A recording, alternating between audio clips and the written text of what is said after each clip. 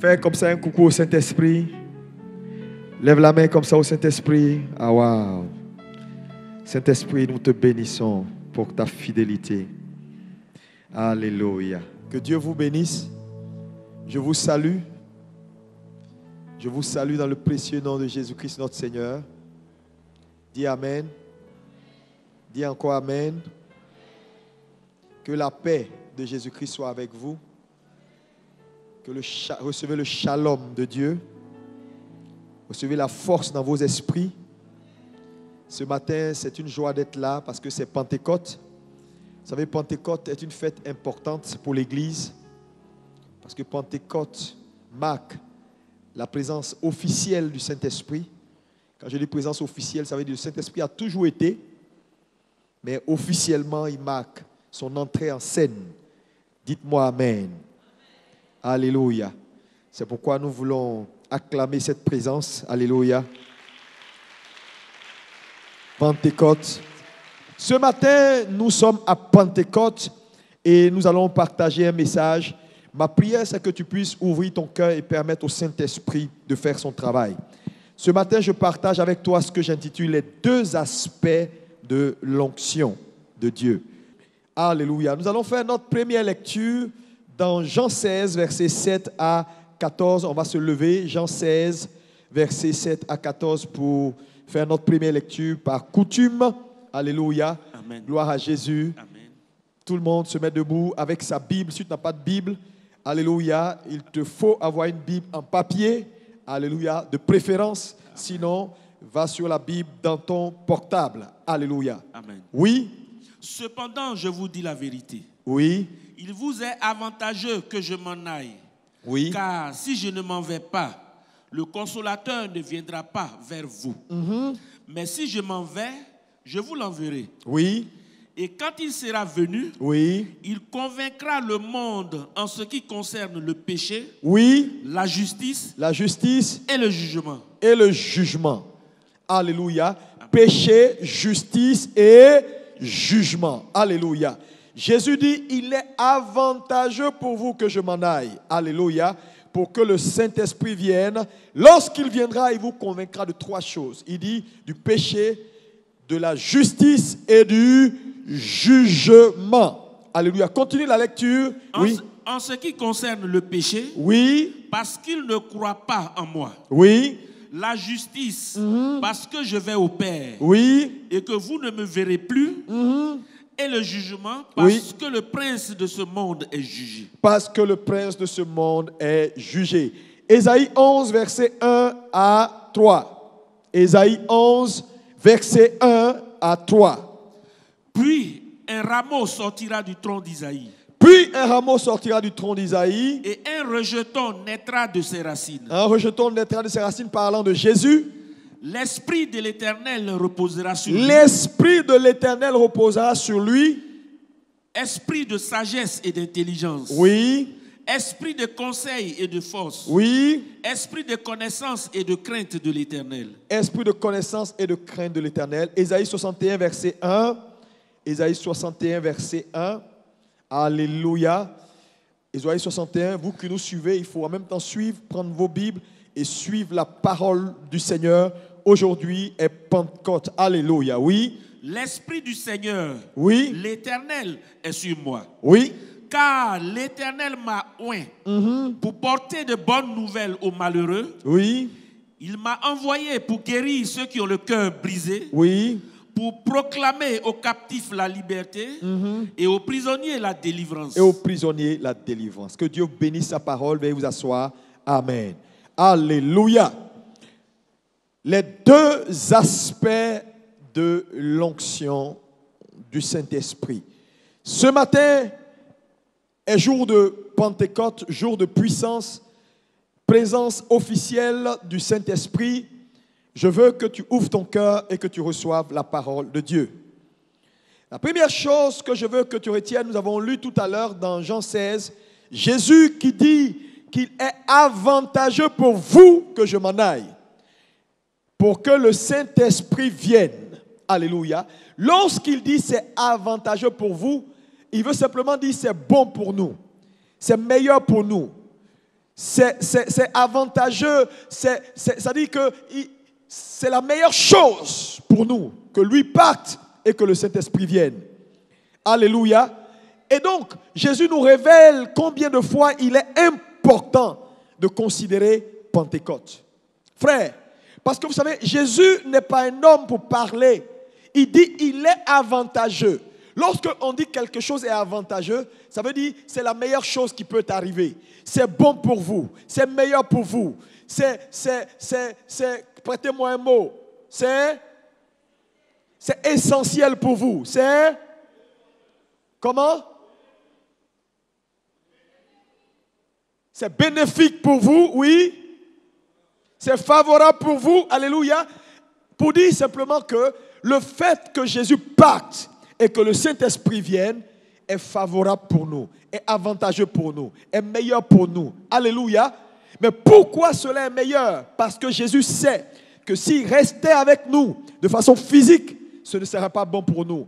Parce que s'il est avec nous à Jérusalem, il ne peut pas être avec nous en Galilée. S'il est avec nous en Galilée, il ne peut pas être avec nous à Paris. S'il est avec nous à Paris, il ne peut pas être avec nous à New York.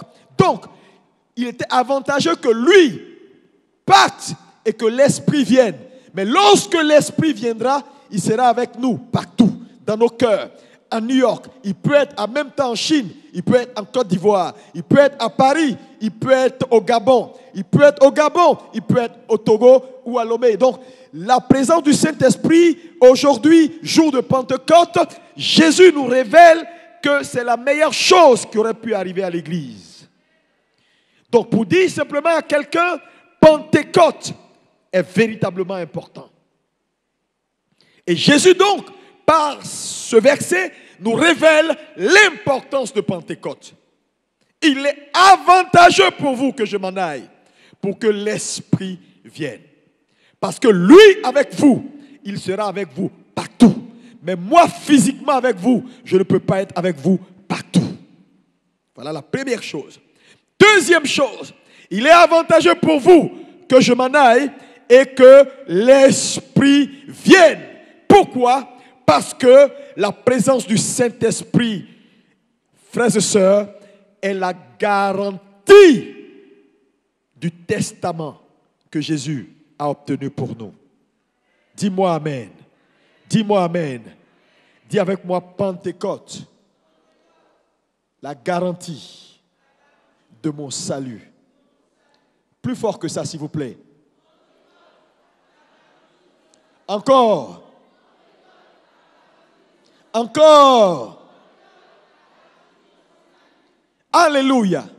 C'est important de le comprendre parce que beaucoup de gens pensent que Pâques est plus important que Pentecôte. Non, Pâques n'est pas plus important que Pentecôte. Pentecôte est très important. Pourquoi? Parce que si le Saint-Esprit ne venait pas à Pentecôte, Pâques n'aurait même pas eu son sens. Pâques marque la mort et la résurrection de Jésus. Mais la mort et la résurrection de Jésus marquée par Pâques est une œuvre qui est légale, est une œuvre qui est établie, certes, mais elle est légale.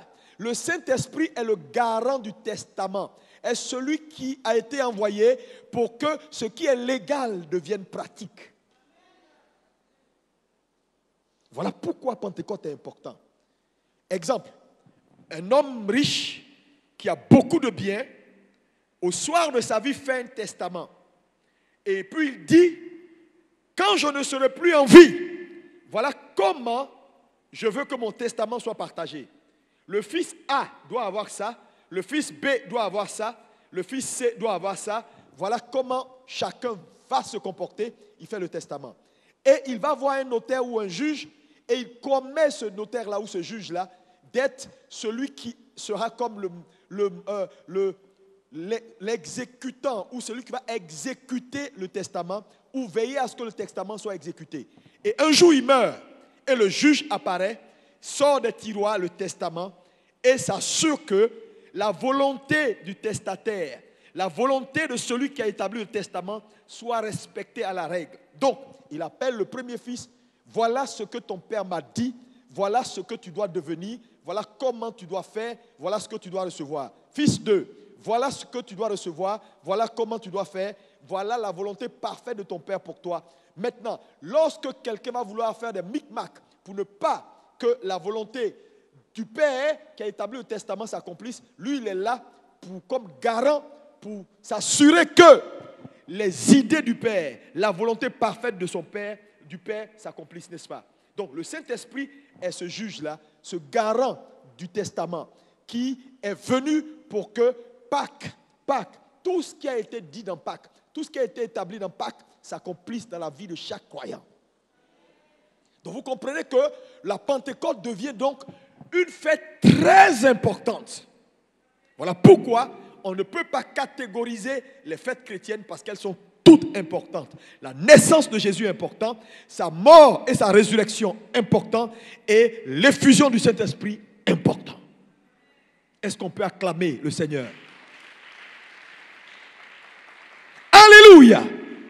Le Saint-Esprit est là pour que ce que Jésus a obtenu pour toi, tu puisses la matérialiser. Le Saint-Esprit est là pour que ce que Jésus a obtenu pour toi, que personne ne te prive de cela. Le Saint-Esprit est là pour que tu puisses marcher pratiquement dans ce qui est légal, ce que tu confesses tous les jours. Voilà pourquoi nous sommes contents aujourd'hui de fêter Pentecôte. Dis avec moi, Pentecôte, la garantie de mon salut.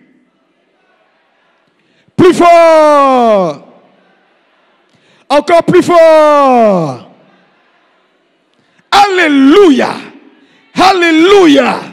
Alléluia. Nous avons le Saint-Esprit. Dis avec moi, je suis sauvé. Gloire à Jésus. Dieu donc fait venir son esprit. Pourquoi? Parce que vous savez, Jésus aurait pu aimer rester avec nous. Mais il dit, il est avantageux pour vous. C'est meilleur pour vous. C'est bon pour vous que je m'en aille et que le Saint-Esprit vienne. Et la Bible dit, au jour de la Pentecôte, il est descendu des langues de feu sur la tête de chaque disciple. Et aujourd'hui, nous avons avec nous le Saint-Esprit. Dis, j'ai avec moi le Saint-Esprit. Plus fort. Je veux que tu parles ce matin. Je veux que tu sois vivant ce matin. Parce que lorsque le Saint-Esprit descend, c'est pour les vivants et non pour les morts. Dis, j'ai avec moi le Saint-Esprit. Alléluia. Alléluia. Alléluia. Le Saint-Esprit est là. Est-ce que quelqu'un peut dire bienvenue Saint-Esprit? Bienvenue Saint-Esprit. Et Ésaïe 11 que nous avons lu tout à l'heure, du verset 1 au verset 3, la Bible dit, un rameau sortira du tronc d'Ésaïe. Alléluia. Et l'Esprit de l'Éternel reposera sur lui. Est-ce qu'on peut dire avec moi, un rameau sortira du tronc d'Ésaïe? Il dit, l'Esprit de l'Éternel reposera sur lui, parlant de Jésus. Il dit, ici, la Bible nous révèle que la venue de Jésus a été prophétisée. Et la Bible nous fait une révélation également de taille, c'est que Jésus est né. Mais seulement, il n'est pas seulement né, il est né, mais il est oué à sa naissance. La Bible dit, un rameau sort. Relis-moi le texte pour que tout le monde puisse avoir.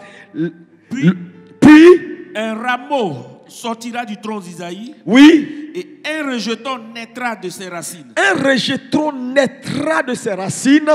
L'Esprit de l'Éternel reposera sur lui. L'Esprit, ça dit que c'est une conséquence.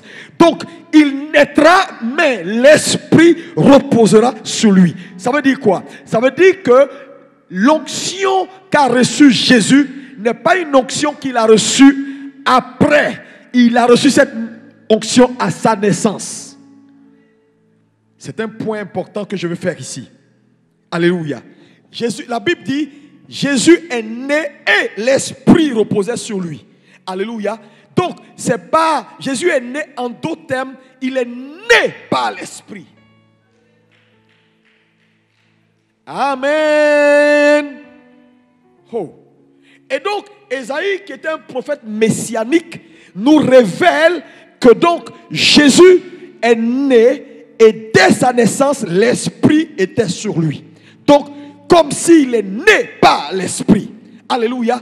Mais ce point est important parce que beaucoup de gens pensent que l'onction qu'a reçu Jésus, il a reçu après. Non, il n'a pas reçu après. Après, c'était juste une manifestation de ce qu'il avait déjà reçu. Est-ce qu'on peut me dire Amen? Pourquoi? Parce que en réalité, personne ne peut naître de Dieu sans que l'Esprit soit d'abord là. Ok. Donc, le premier point que je veux faire ici, que je veux que tu saisisses, c'est que l'Esprit précède la naissance. Dis avec moi, l'Esprit précède la naissance. C'est pourquoi, toi, en tant que chrétien, tu es né de Dieu. Tu es né de Dieu. La Bible dit, l'onction que vous avez reçue, alléluia, cette onction-là demeure également en vous. Amen. Alléluia. Dis-moi Amen. Lis-moi 1 Jean 2, verset 27. 1 Jean 2, verset 27. Pour vous, l'onction que vous avez reçue de lui, oui, demeure en vous. Il dit vous, pour vous, l'onction que vous avez reçue de lui demeure en vous. Continue. Et vous n'avez pas besoin, oui, qu'on vous enseigne. Oui. Mais comme son onction vous enseigne toutes choses, oui, et qu'elle est véritable, et qu'elle n'est point un mensonge, oui, demeurez en lui, oui, selon les enseignements qu'elle vous a donnés. Donc demeurez dans cette onction. Donc tout chrétien qui est né de nouveau, la Bible déclare qu'il a une onction basique. Alléluia. Donc l'onction précède la naissance. Donc, je suis en train de te faire un premier point. L'importance, alléluia, de Pentecôte. Alléluia. Deuxième chose, le fait que l'Esprit précède la naissance. Et que nous voyons avec Jésus qu'il a été prophétisé depuis l'Ancien Testament, qu'il naîtra et l'Esprit sera sur lui. Dites-moi Amen. Et je fais le parallèle avec toi, enfant de Dieu, pour montrer que quand tu es né de Dieu, tu as reçu une onction basique. Et c'est grâce à cette onction de base que tu es né de nouveau. Pour vous, l'onction que vous avez reçue, à quel moment vous avez reçu l'onction? Quand vous êtes né de Dieu. Dis-moi Amen. Dis-moi Amen. Donc, l'onction précède la naissance. C'est le premier point que je veux que tu retiennes. L'onction précède la naissance.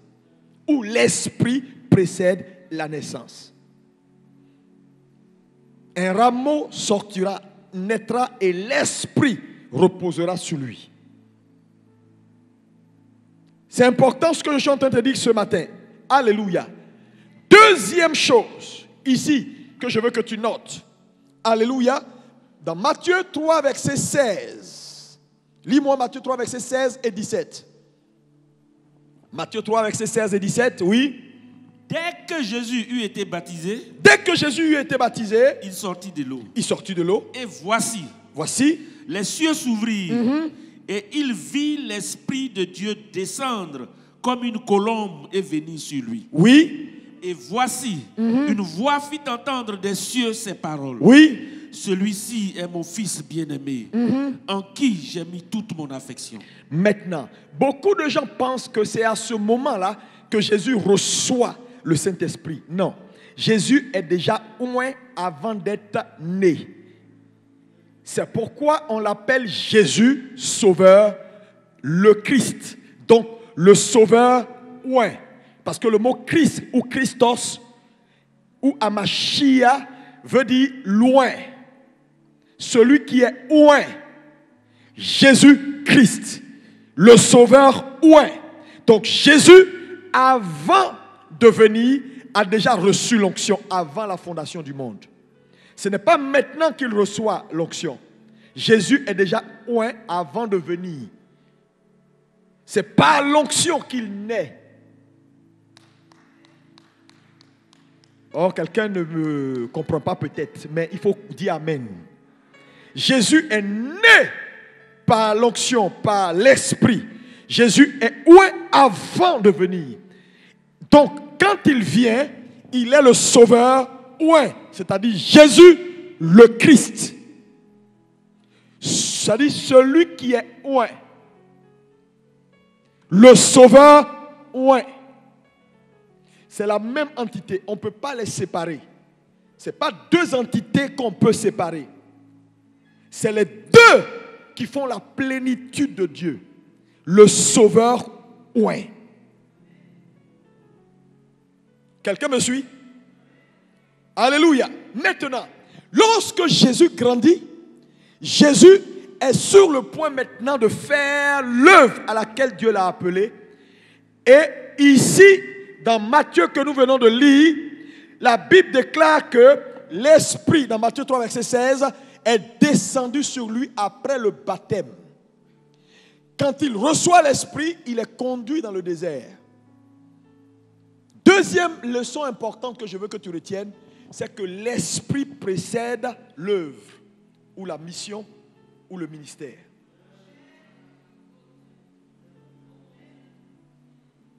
Ça veut dire, quel que soit ce que Dieu t'appelle à faire dans la vie, si le Saint-Esprit n'intervient pas d'abord, tu es perdu. C'est pourquoi Jésus ne commence rien, il ne fait rien sans que l'Esprit ne soit d'abord descendu sur lui. C'est quand il reçoit l'Esprit qu'il peut maintenant commencer le travail. Donc, qu'importe le travail, ça peut être un travail pastoral, un travail d'évangéliste, un travail de quoi, qu'importe le travail, si ce que tu t'apprêtes à faire est pour donner gloire à Dieu, il faut que d'abord le Saint-Esprit précède ton acte. Qu'importe ce que tu as à faire. Parce que trop de gens font ce qu'ils veulent faire et puis après ils appellent le Saint-Esprit. Frère, dans l'ordre de mission que Jésus nous a décliné ici, que nous avons lu tout à l'heure dans Jean 16, à partir du verset 7, il a dit, lorsqu'il viendra, numéro 1, il vous conduira. 1, 2, il prendra de ce qui est en moi pour mettre en vous, il vous bâtira. 3, par votre vie, Dieu sera glorifié. Donc, l'ordre de mission est décliné en 3 points. Numéro 1, il vous conduira. 2, il vous bâtira. 3, il utilisera votre vie pour glorifier Dieu.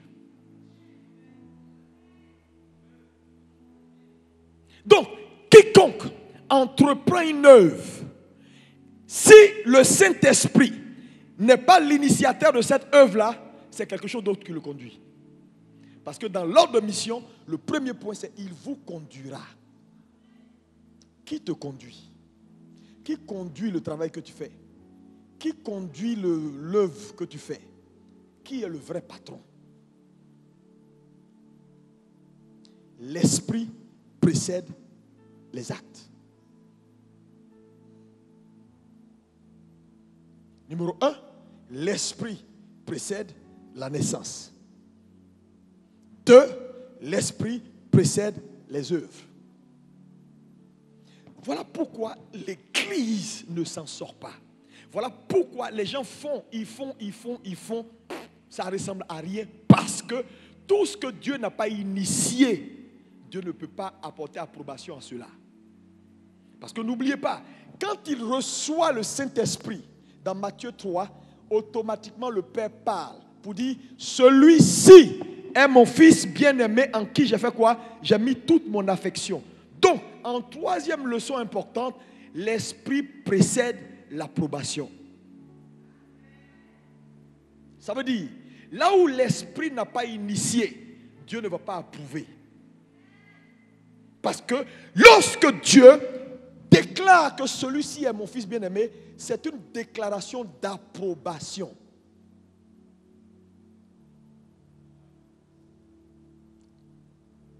Alléluia. Le problème, c'est que les gens font ce qu'ils veulent. L'Esprit, voilà pourquoi Pentecôte est très important. Mon ami, Pentecôte est important. Si tu ne comprends pas ce que je te dis ce matin, tu ne comprendras pas l'importance de Pentecôte. Pentecôte, ce n'est pas un temps pour venir crier, parler en langue, tomber, puis commencer à trembler. Oui, non! Pentecôte, frère, c'est la garantie de ton salut. Pentecôte, le Saint-Esprit vient pour être le garant, celui qui est chargé de veiller à ce que tout ce que Dieu a dit te concernant, que tu puisses l'expérimenter. Il est l'exécutant ou l'exécute. Je ne sais pas comment dire. Il y a un mot français là, ça dit celui qui est chargé de l'exécution du testament. Dans les détails. Le Saint-Esprit. Alléluia. Toute œuvre qui n'est pas initiée d'abord par l'Esprit va brûler au dernier jour. Va brûler. La différence entre les œuvres qui vont demeurer au dernier jour et celles ou les œuvres qui ne vont pas demeurer, c'est celles qui vont demeurer. L'Esprit de Dieu a précédé l'œuvre. Et celles qui ne vont pas demeurer, ou celles qui vont demeurer, l'Esprit de Dieu précède l'œuvre. Celles qui ne vont pas demeurer, la chair a précédé l'œuvre. Les gens font les choses, s'élèvent. Dieu fait ça pour Dieu. Ah, je sens qu'il faut faire comme ça. Je sens. C'est pourquoi il n'y a pas d'approbation. Et quand il n'y a pas d'approbation, il n'y a pas de témoignage. Parce qu'il dit dans le dernier point de l'ordre de mission, il dit, et Dieu sera glorifié. Ça veut dire quoi? Si l'œuvre que tu fais, Dieu ne tire pas gloire de cette œuvre-là, ça veut dire que tu es en train de faire fausse route quelque part. Parce que quand Dieu initie une œuvre, il prendra la gloire. Je répète, quand Dieu initie une œuvre, il prend la gloire. Quand je dis il prend la gloire, ça veut dire quoi? Les gens vont te voir, ils vont dire, Dieu est fort. Non, ça c'est le doigt de Dieu. Ce n'est pas toi qui vas parler, c'est les autres qui vont te regarder pour dire, Dieu là, il est fort. Parce que tu sais, l'évidence de la gloire, l'évidence, Christ en vous. Christ, le mot Christ ici, c'est l'onction. Quand l'onction a précédé tes actes ou ton œuvre, l'évidence, ce sera la gloire. Christ en vous, l'expérience. C'est-à-dire l'expérience ici, c'est-à-dire que la manifestation, la pratique de la gloire. Christ en vous. Le mot Christ en vous veut dire loin, l'esprit de loin. C'est ça Christ. Quand on dit Christ, ça veut dire l'esprit de loin. L'esprit de celui qui a été oint. En fait, je vais vous dire la vérité. Celui qu'on appelle le oint, Jésus-Christ, il n'y a pas deux. Jésus-Christ, c'est une seule personne. Jésus le Christ. Le Sauveur oint. Il y a une seule entité dans l'univers qu'on appelle le Sauveur oint. C'est Jésus le Christ. Maintenant, quand on dit Christ en vous, ce n'est pas une autre personne. Christ en vous, on parle de cette entité-là qui est le oint, Jésus loin, l'esprit de loin en vous. Je ne sais pas si tu me suis. Ça dit l'esprit de loin. Qui est loin? C'est Jésus le Christ. Son esprit qui est Christ en vous. Quand l'esprit de loin est en vous, vous expérimentez la gloire. Ça veut dire quoi? Quand vous permettez au Saint-Esprit de précéder vos œuvres, il n'y a rien que vous allez faire que Dieu ne va pas prendre la gloire. La honte ne peut jamais être ton partage. C'est pourquoi ce matin, je veux que tu dises, Saint-Esprit, précède-moi dans mes œuvres. Plus fort. Au nom de Jésus. L'approbation également est précédée par l'action de l'Esprit. Quand l'Esprit agit ou précède tes œuvres, Dieu t'approuvera. Dieu t'approuvera. J'espère que vous suivez ce que je dis ce matin. Je suis en train d'aller étape par étape. Numéro 1, je vous ai montré l'importance de Pentecôte. Jésus l'a décliné en disant, il est avantageux pour vous que je m'en aille, pour que l'Esprit vienne. Parce que moi, avec vous, ce n'est pas bon. Je ne pourrais pas être partout en même temps. Et il y a des choses que je ne pourrais pas faire. Le salut que j'ai obtenu là, elle doit se matérialiser par une naissance. Mais c'est seulement l'Esprit qui précède la naissance. Voilà pourquoi il faut que je parte pour que vous naissiez. Donc, il sort de la scène, l'Esprit vient, nous sommes désormais nés. Comme lui-même est né et l'Esprit de l'Éternel reposait sur lui. Nous sommes dans le même statut. Deuxième chose, il grandit, il comprend qu'il n'y a aucune œuvre que Dieu peut approuver si cette œuvre-là n'est précédée par l'Esprit. Il est baptisé, il reçoit le baptême du Saint-Esprit. Et la Bible dit, automatiquement, Dieu l'approuve. Et je fais ce deuxième point. Toute œuvre qui n'est pas précédée par l'Esprit est une œuvre que Dieu ne va pas approuver. Dites Amen. Et donc l'importance pour chaque chrétien d'apprendre à connecter avec le Saint-Esprit avant de faire quoi que ce soit. Nous avons trop de chrétiens charnels. Trop de chrétiens charnels. Mariage charnel. Service charnel. Église charnel. Gestion familiale charnel. Tout est charnel. Voilà pourquoi tu ne vois pas la gloire de Dieu. Je te dis la vérité. L'ordre de mission est très clair. Le Saint-Esprit est sur la terre pour 3 choses. Il vous conduira dans moi la vérité. Il vous conduira. C'est-à-dire, il est là pour vous conduire. Ce n'est pas vous qui le conduisez, c'est lui qui vous conduit. C'est-à-dire, quelqu'un qui te conduit, ça veut dire que tu ne connais pas le chemin. Frère, tu vas te perdre en brousse si tu ne comprends pas l'importance de Pentecôte. Pourquoi Dieu décide de se retirer de la scène pour que le Saint-Esprit vienne? C'est trop important. Il vous conduira. 2, il vous bâtira. Il prendra des choses en moi et il va les injecter en vous. Il va vous bâtir à mon image. Ça, c'est le deuxième ordre de mission. C'est-à-dire que partout où on dit Saint-Esprit, Saint-Esprit et les gens ne sont pas bâtis, ça ne doit pas être le Saint-Esprit de la Bible. Partout où on crie Saint-Esprit, on tombe, on casse les chaises. Où les gens ne sont pas transformés à l'image de Christ, ça ne doit pas être le Saint-Esprit de la Bible. Et troisième homme de mission, il dit, par l'Esprit de Dieu, Dieu sera glorifié par vos œuvres.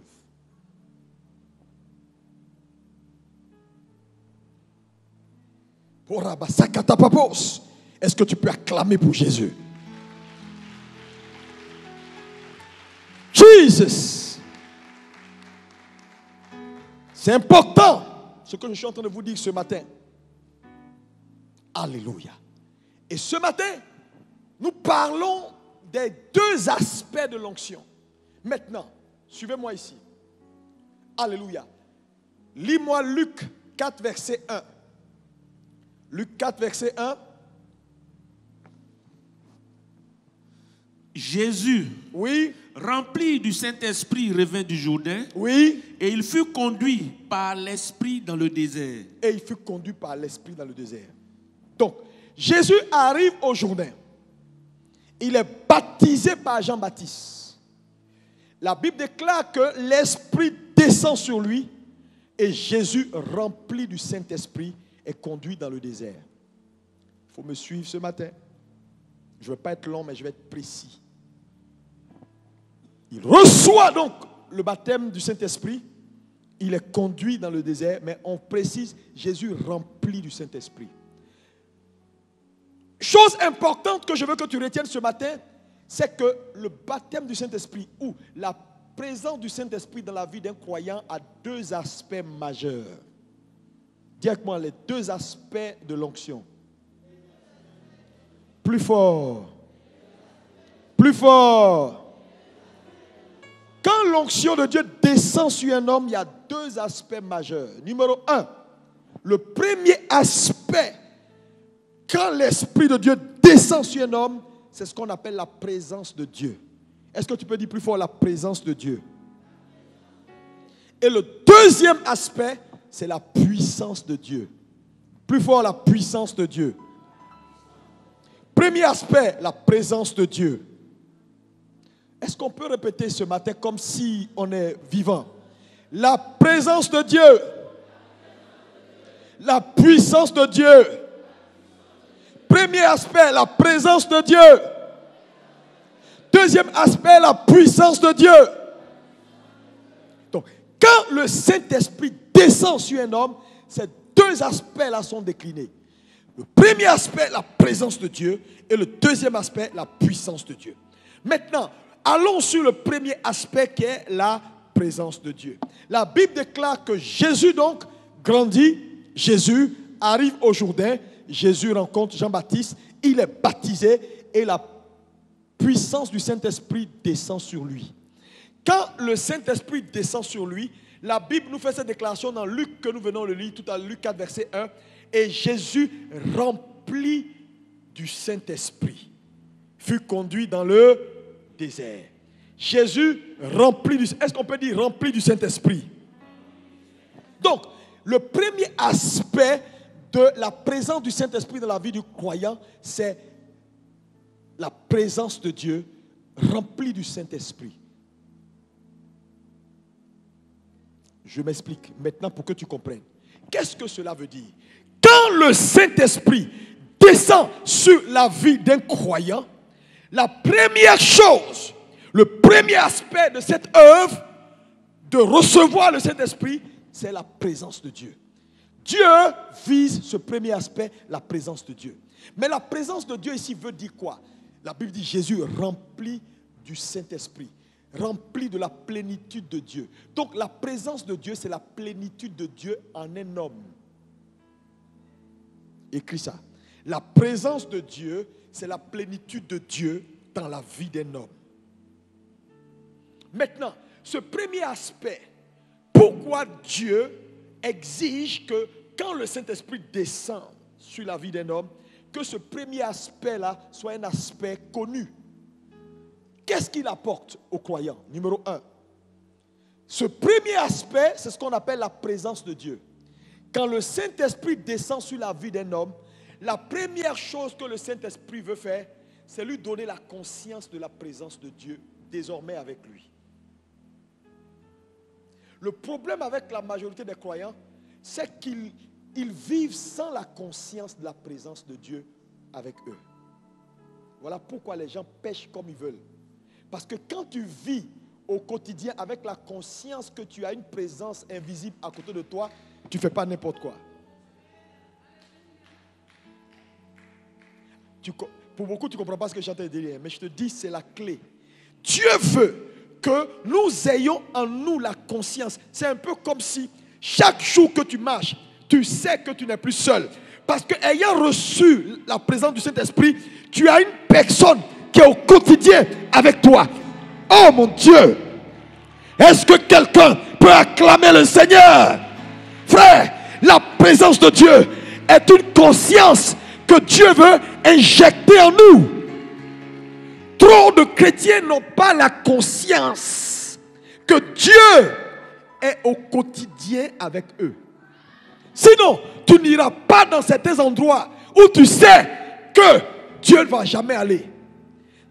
Sinon, tu ne feras pas un certain nombre de choses que tu sais que Dieu ne va jamais approuver si tu as permanemment avec toi la conscience de sa présence.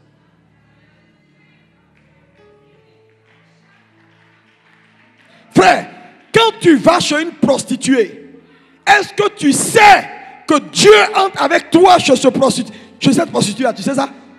Non, tu ne sais pas. Sinon, tu ne serais pas entré. Tu ne serais pas entré. Quand tu mens, est-ce que tu sais que Dieu est là? Il est là et puis il te regarde? Non, si tu savais, tu n'allais pas mentir.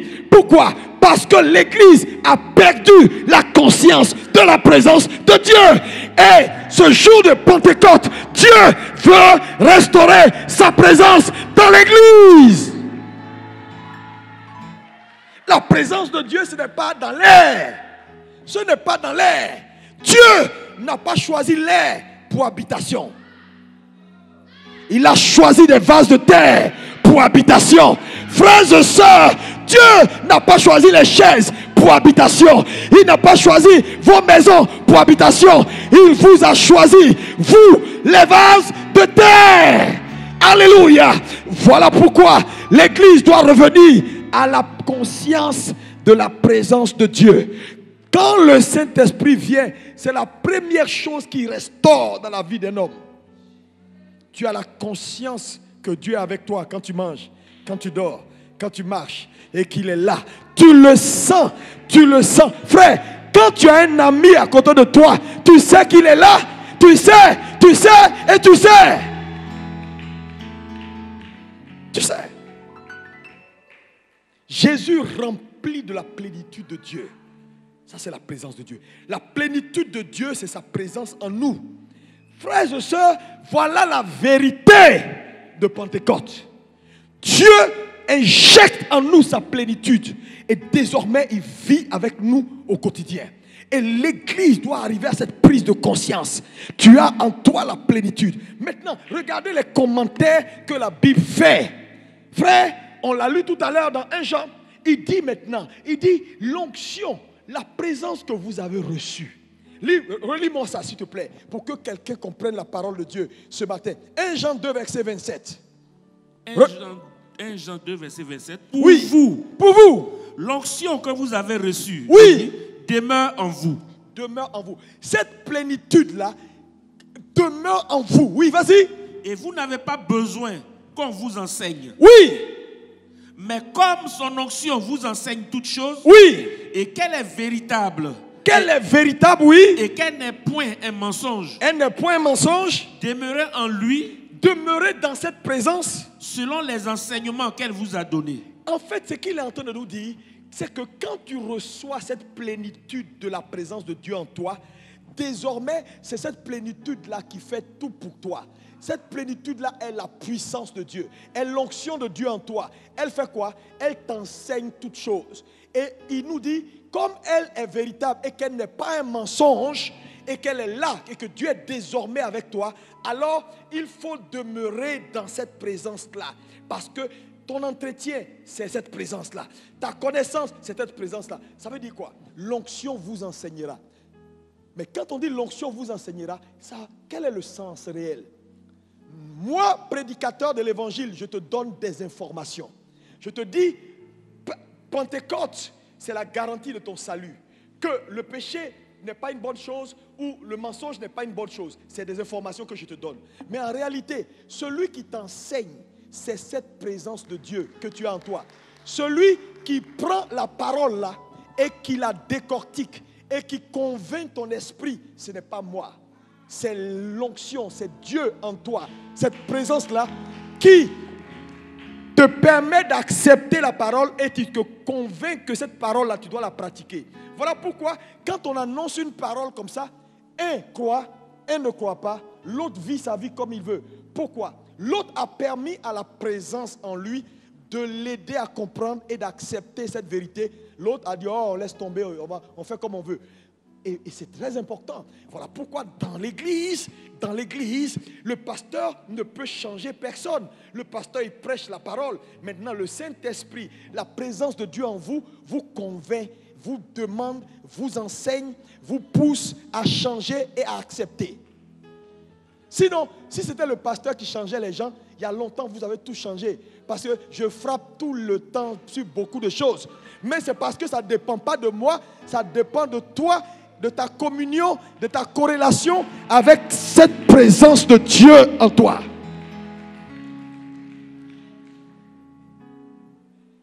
Le problème, c'est que les gens n'ont même pas conscience. Donc, quand Satan veut avoir un homme, il lui enlève la conscience de la présence de Dieu en lui. Donc, il peut prendre son corps là, faire ce qu'il veut, ne sachant pas que Dieu est assis là.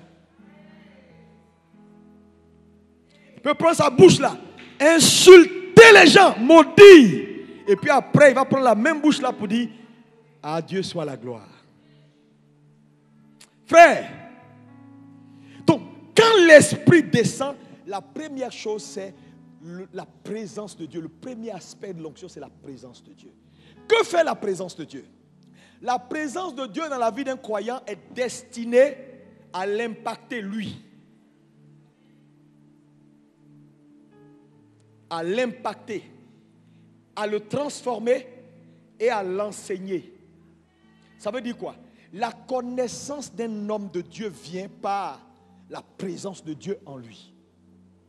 Donc c'est la présence de Dieu en toi qui t'enseigne, qui te fait connaître Dieu et qui t'impacte personnellement. Frère, si tu joues avec ta conscience de la présence de Dieu, tu seras un chrétien vide, un chrétien qui aura peut-être de la renommée, mais une renommée à côté de réellement tes vraies expériences. Tu vas pleurer la nuit. C'est ça, la présence de Dieu. La présence de Dieu t'impacte. Elle te transforme. Alléluia. Parce que dans le deuxième ordre de mission du Saint-Esprit, il dit, tu prendras les choses en moi et tu mettras en eux. Elle vous bâtit. La présence de Dieu est destinée à te bâtir, à te construire, à te faire connaître Dieu toi-même tel qu'il est. C'est ça, tu arrives à la connaissance de Dieu par ses voies. Tu le connais tel qu'il est. On ne te parle pas de Dieu, tu connais Dieu. Parce que sa présence en toi te révèle qui il est. Tu le connais.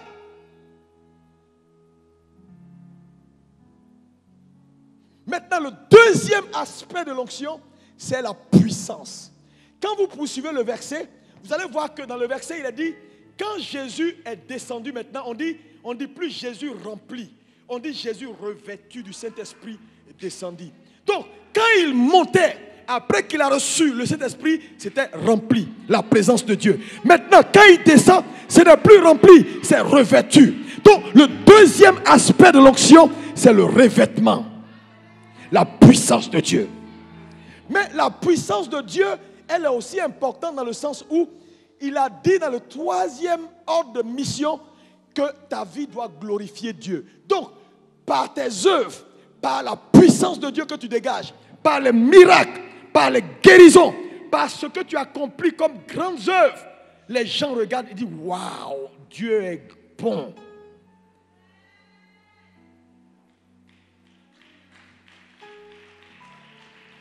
Alléluia. Donc, dans le deuxième aspect de l'onction, c'est ce qu'on appelle la puissance pour accomplir les œuvres et glorifier Dieu. Donc, tu deviens un homme de preuve. Tu es un producteur de preuves.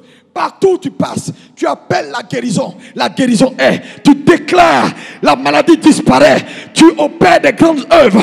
Tu opères des miracles. Tu marches dans une santé divine. La gloire de Dieu est sur toi. Est-ce que quelqu'un peut me dire Amen? Alléluia. Mais, ce deuxième aspect-là, lui, qu'est-ce qu'il fait?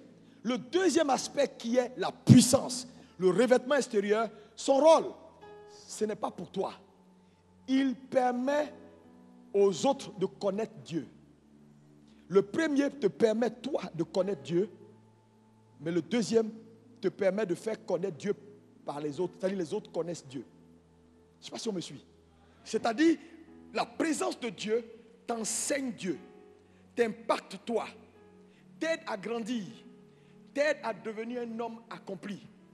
Le deuxième aspect qui est la puissance te permet d'amener les gens vers Dieu, de permettre aux gens de connaître Dieu, de permettre aux gens de glorifier Dieu. Le premier t'impacte toi, le deuxième impacte les autres.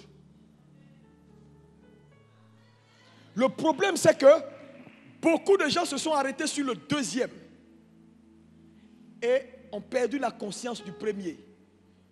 Donc, ils font des grandes œuvres. Les gens sont impactés. Les gens connaissent Dieu. Les malades sont guéris et eux-mêmes ils meurent de maladie.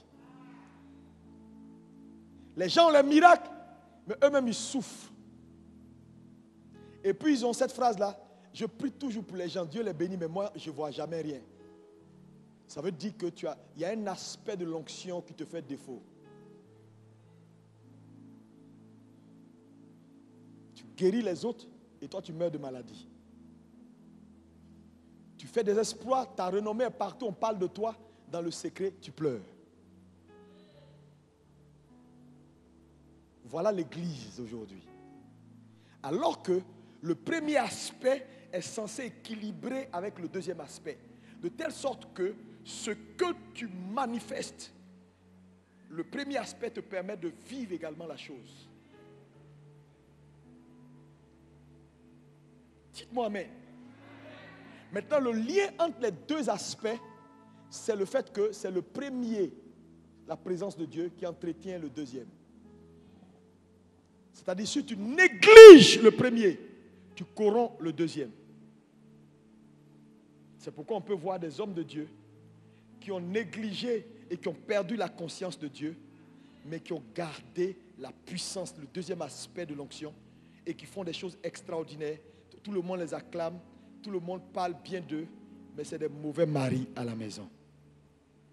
Tout le monde les acclame, mais c'est des hommes fauchés. Tout le monde les acclame, mais il y a tout dans leur vraie expérience. Ça dit, parce que la réputation, quand elle ne colle pas avec ce que tu es, tu n'es pas un homme intègre. Parce que l'intégrité, c'est quand la réputation et ce que tu es sont collés, tu deviens un homme intègre. Sinon, si ta réputation surpasse ce que tu es un homme malhonnête.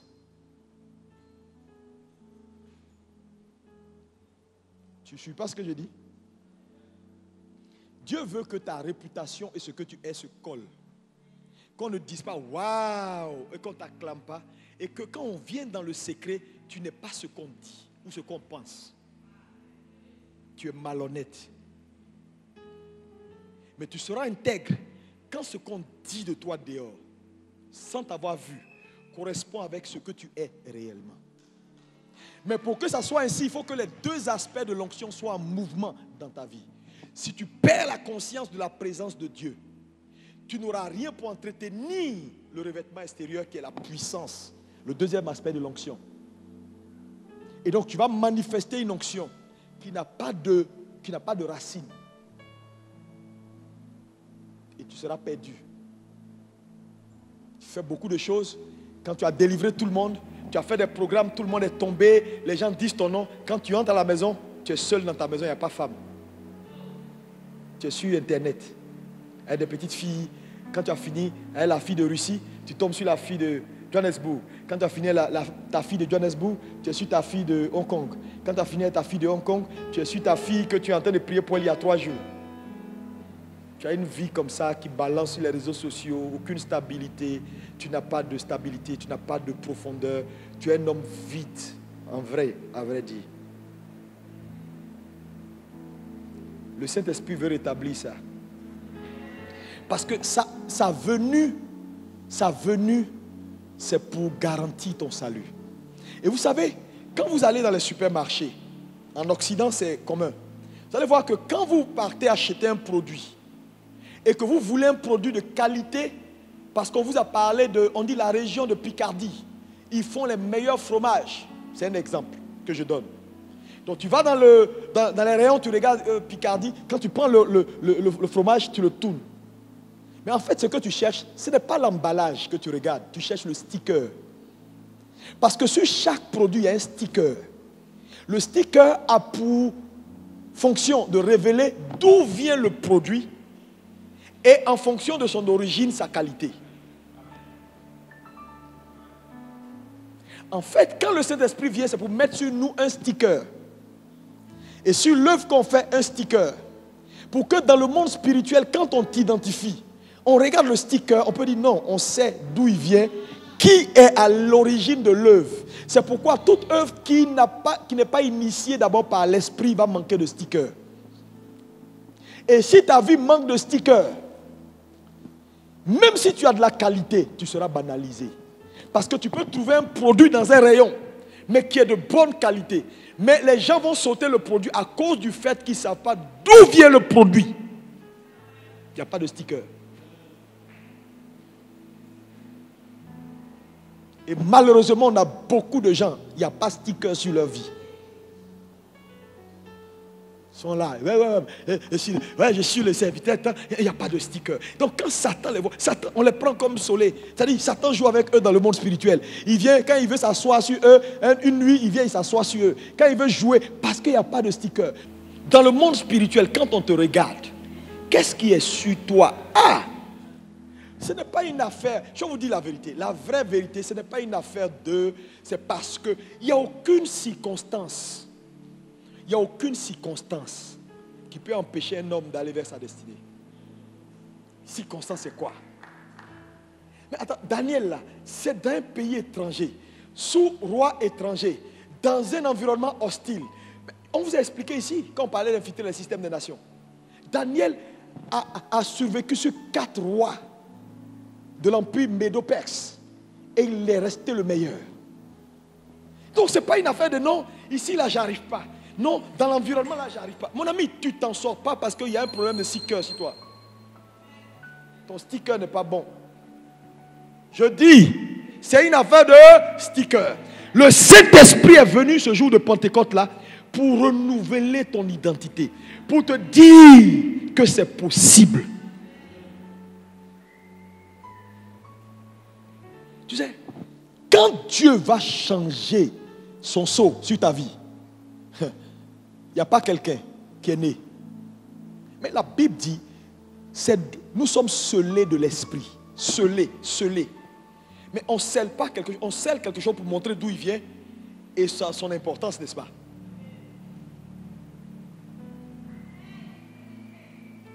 Il va falloir revenir à la conscience de la présence de Dieu. Quand tu te lèves matin, tu n'es pas seul. Salue le gars qui est à côté de toi. On s'est réveillé. Merci. Quand tu marches avec lui, tiens compte de lui. La présence de Dieu est une plénitude en nous. Elle est là pour nous conduire, pour nous enseigner, pour nous impacter, pour nous donner d'opérer dans notre vraie dimension spirituelle. Maintenant, la puissance qui est le deuxième aspect est là pour les autres. Pour qu'on leur montre que le Dieu qu'on a là, il n'est pas petit. Pour qu'on réalise des grandes œuvres. Pour qu'on fasse des miracles. Pour qu'on fasse tout ce qu'on veut. Et que par nos œuvres, les gens soient tournés vers Dieu.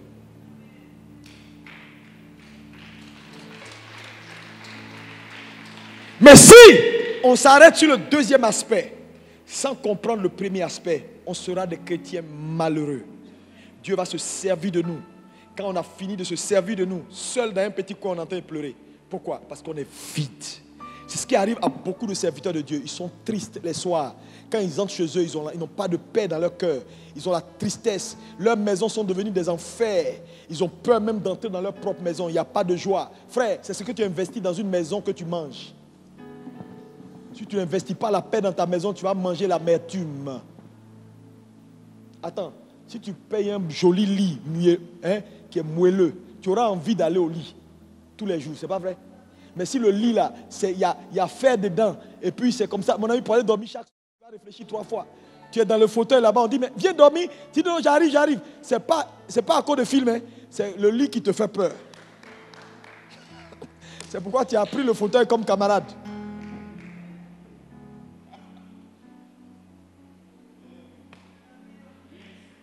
Qui est béni ce matin? Acclame pour Jésus. Pentecôte, la garantie de mon salut. Est-ce que tu peux dire avec moi Pentecôte? La garantie de mon salut. C'est vraiment important ce que je dis ce matin. Le Saint-Esprit est là. Vraiment, vous savez, quand Dieu a commencé à ouvrir mes yeux sur ces choses, j'ai compris que vraiment la parole, elle est scientifique. La conscience de la présence de Dieu. Beaucoup de gens pensent que la présence de Dieu, elle est juste à l'église. Je sens la présence de Dieu. J'ai des frissons. C'est pas ça. Au quotidien, quand tu marches, quand tu entres dans un bureau, tu sens qu'il est là, il te parle. Il te dit non, n'ouvre pas la bouche d'abord, laisse-le parler. Et puis le gars s'est levé, il dit, je vais prendre un café, tu dis, maintenant, et puis il te dit, on fait quoi? Il va venir, je commence par quoi? Et puis il te dit non, ne dis rien, tu le laisses commencer, et puis après, tu lui poses juste la question, là, et puis c'est tout, et puis tu te tais. C'est quelqu'un qui a la conscience, tu vois, qu'il a une présence qui marche avec lui. Il ne peut pas avoir peur des accidents parce que la présence est toujours avec lui. Il sent la présence. Quand il y a quelque chose, la présence te dit, ne continue pas, devant là ne sent pas bon. Et puis tu te dis, ok, je sens. C'est une conscience qui se cultive. Tu prends un verset, tu commences à lire. Ton esprit va dans tous les sens, dans les recoins même que tu ne peux pas imaginer. Tu dis, ah, ça c'est l'onction qui t'enseigne. Tu n'es pas dans la chair, tu prends un truc, alléluia, alléluia. Et puis tu es là, tu souffles, tu sens que tu fais du bruit pour passer le temps. Il y a des gens, quand ils prennent le micro, c'est pour passer le temps. Ah, oh oui, oh, au nom de Jésus. Hey, Matthieu 5, verset 6.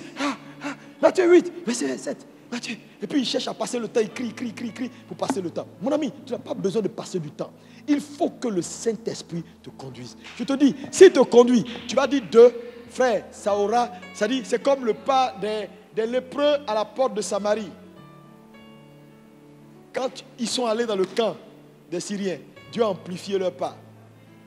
Dieu va amplifier ta voix. C'est pourquoi le Saint-Esprit est important, frère. Et aujourd'hui, c'est son entrée officielle dans les affaires humaines. Il a toujours été là. Hein? Le Saint-Esprit n'a jamais manqué. Il a toujours été là depuis la création. Mais c'est son entrée officielle en scène. Parce qu'il y a eu l'entrée officielle du Père pour la création. Le concepteur et le créateur. Il y a eu l'entrée officielle de la parole. Celui qui est la matière première du salut. Et qui a amené le salut à son statut de légalité. Et nous sommes maintenant dans l'entrée officielle de l'Esprit. Celui qui est le garant du salut et celui qui est chargé de veiller à ce que tout ce que Jésus a dit s'accomplisse. Quand il dit tu es guéri là, Saint-Esprit est là pour vérifier que tu es guéri. Et pour s'assurer que personne ne te dise le contraire, mais que tu es guéri. C'est pourquoi il nous convainc de péché, de justice et de jugement. Les trois là, c'est tout un enseignement. Péché, justice et jugement. Reçois maintenant ces deux aspects. Que le Saint-Esprit t'aide à développer la présence de Dieu. La conscience de cette présence qui t'enseigne, qui te fortifie et qui t'impacte, toi. Tu vas voir que des miracles vont commencer dans ta vie. Tu seras surpris. Ça va venir de nulle part. Je dis bien de nulle part. De nulle part. Est-ce qu'on peut se lever pour commencer à prier? Pour ceux qui le peuvent, bien sûr. Si tu veux rester assis, tu veux rester à genoux, tu peux le faire. Lève les mains, commence à parler à Jésus. Vas-y.